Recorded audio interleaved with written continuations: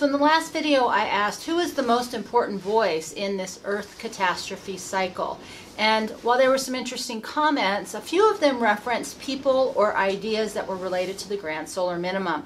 So in this video I want to talk a little bit about why there's a humongous difference. They're not the same thing. They're not the same kind of experts. And why I'm talking to you about this now as we move forward.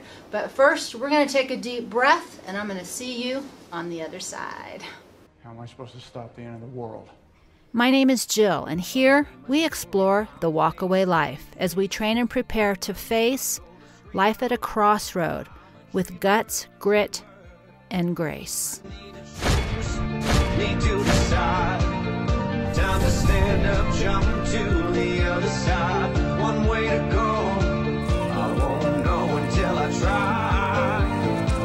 I need my soul to scream out. What happened? So I appreciate you watching the last video, and what I wanted to do is really talk about what I perceive as the great big divide and differences between the grand solar minimum and what I've been referring to, or what we're hearing more of, as an Earth catastrophe cycle. And so the first thing is when I call it an Earth catastrophe cycle, I am just using keywords that Ben Davidson over at Suspicious Observer is using.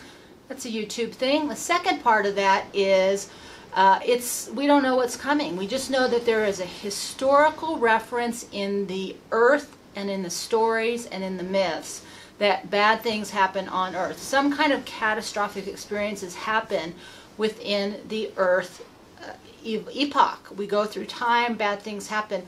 And the bottom line is we don't really know what they are. We just know that bad things happen, and there's a lot of supposition, a lot of assumption, a lot of interpretation. And I think we still don't know what actually happened. Personally, something about this idea of a sun micronova or nova, that at an intuitive level is a hit for me. The science and the stories seem to support that theory as an idea, but I have no idea if it's true. But if it is true, it is much more of an extinction event, which is really what I'm talking about when we talk about an Earth catastrophe. Not a localized issue, but a catastrophic event that affects the entire Earth, and that most people as humans will not survive. Which, on the other side, and if you've been following this channel for a while, you've seen me talk about the idea of a grand solar minimum. And one of the reasons I backed off that idea and didn't want to talk about it is, yes, it's another boys club. I wasn't allowed in when I made some attempts in that direction. But the other reason I backed off talking about the grand solar minimum is I'm not an expert. That isn't my area of expertise. I understand people, I understand the nature of human, and I understand the mental, the emotional, and the spiritual components, in addition to just surviving at a basic level. Those are my areas of expertise, not the science of catastrophe or the science in terms of determining if or when or what kind of grand solar minimum we are in or are going into, because there is some discussion about when that is actually starting and what it's going to look like, how long it's going to last, and how bad it will be.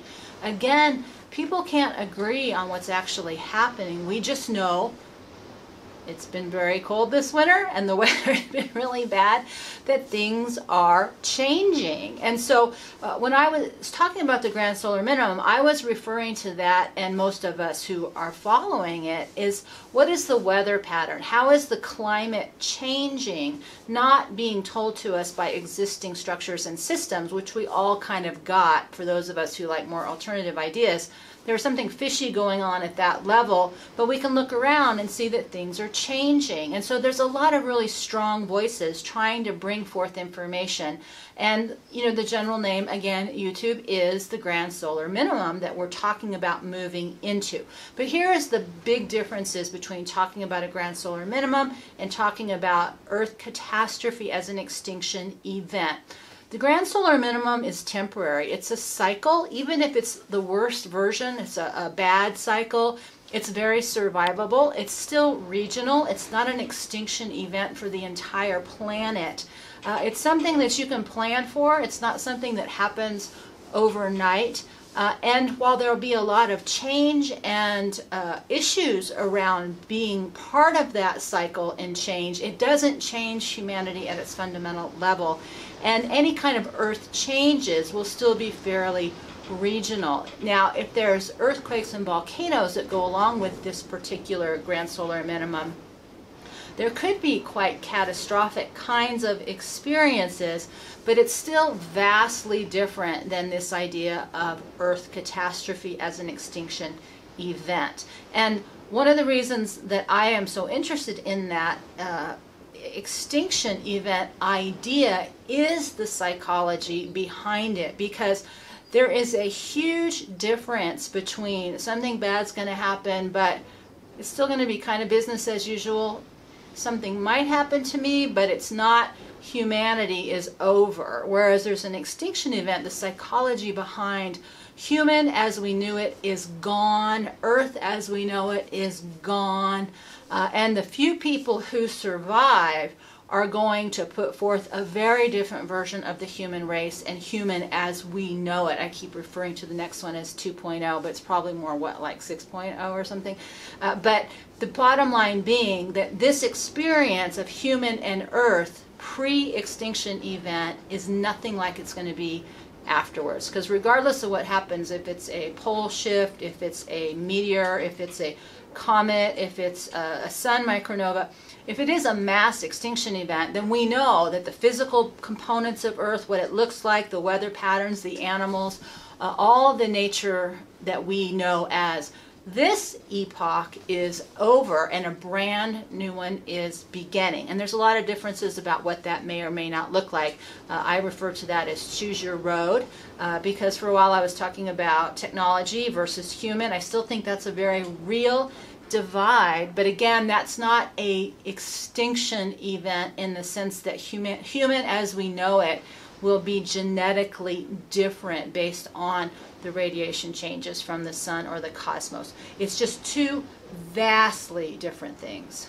Which brings me to when we talk about who are the experts, who are the leading experts on these ideas. And one of the things that I have noticed, I'm sure you have too, is that just because you sit and read something or you watch a video or you listen to an interview, it does not make you an expert. And we've moved into this place where we have to shock jock, right? You have to be more sensational, you have to be more doomsday, you have to be more end of the world, which is really bad for you, to be very reactive. Your body is reacting to the stress and to the fear as if it's real, but it is also addictive, which is why I talk about at my program at Primal Heart Training how to unhook from that addiction, because that will kill you before any kind of extinction event or grand solar minimum is going to take you out. Your fear of something is often greater than the actuality of the event itself. And why that's important and why I still think it has a huge difference between grand solar minimum and Earth catastrophe is there's different people that are talking about these things. And so the people I was referring to are the people who've invested tremendous amounts of time, money, and energy and feet on the ground. Now, any of you who have a profession or a career that you've been involved 20 plus years and went to school and got some training, you know that it was a process, right? There was the idea about what you wanted to do, there was going to school, then there was getting a real job and understanding that school didn't have anything to do with the real job. And then there was the experience in the job. There were the politics, there were the reality, there was the changes in your profession as the environment changed and the culture changed. And there was a dynamic to it which honed you and made you become smarter and more effective at understanding what was real. It allowed you to dig out what was actual and what wasn't factual, right? And those of you who put some time in any kind of career understand what I'm talking about. Just because you research an idea doesn't mean you know what you're talking about. What I've seen is this trend that's happening is if you actually take some time to dig into some of these deep ideas at a research level, if you really dig in deep, you can find the original source of the idea, much like the story of the 100th monkey. that's quoted as being a legitimate and a real story. But you can also do research and find out that there is no fact-based, legitimate basis for that story. Now, there's two camps to that. One says it exists, one says it doesn't. All I know is I wasn't there, and so I don't know. And I think that that needs to be something that we all pay close and critical attention to, is if you're not there, you don't know what's real. And even if you are there, you still have a very different perceptual experience than other people. So I'm getting really clear that what I'm trying to bring to this party is what I have feet on the ground experience in, and that is people. That's in people's reactions to crises. It's in people's reactions to survival and to struggle, in addition to personal experience with all of the above.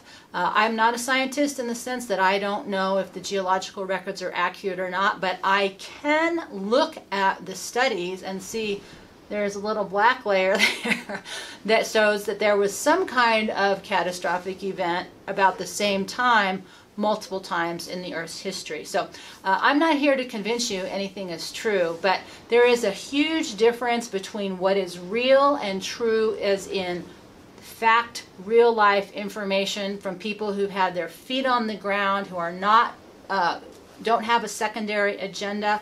That secondary agenda being a monetary source, a job security, pressure from the government, pressure from their peers. There's a lot of things to sort out when you're trying to figure out what's real and what's true. Who's walking their talk, who's doing it, and most importantly, who did it before anybody else was really talking about it.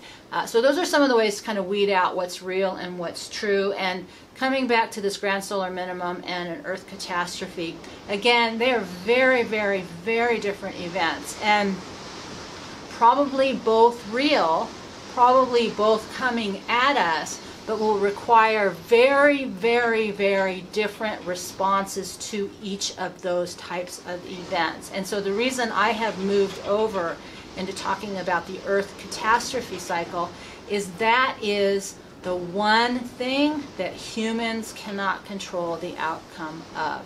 I think that's the most interesting place to stand. That's where I'm interested in human, in their ability to not control a situation, and who do we become in the face of an event that is uncontrollable, and that is most people's greatest fear. So that's a little bit more about what we're doing here. That's a little bit more about why I call it the walk away life, because I'm really trying to walk away from the BS. I'm trying to walk away from the fear mongering, and I'm interested in what's real, not just information and fact, but how to live a life that feels real. Because if we're having an extinction event, that's a really important piece of information, because then you have to choose how you want to spend every single minute of your life until it's over. Because this version of Earth, it's never going to happen again. It's a very special time, and while I don't know the future any more than anybody else, no matter how many degrees or letters are hanging off the back of their name, what I do know is how humans respond to stress, to crisis, and to all good and bad things that happen out in this world. That is what we're doing here. We're talking about these ideas. We're going to keep talking about these ideas, but over here we're in the middle of our own mini ice age event, as I know many of you around the world are. It's cold, so we're going to wrap this video up. I don't know if you can see my breath when we talk, but I can. So with that, we'll take a deep breath. Links are below if you want to watch more videos, or if you want to learn more about doing the actual work and not just talking about it. We do that over at 18 Crossroads. So deep breath, and see you next time.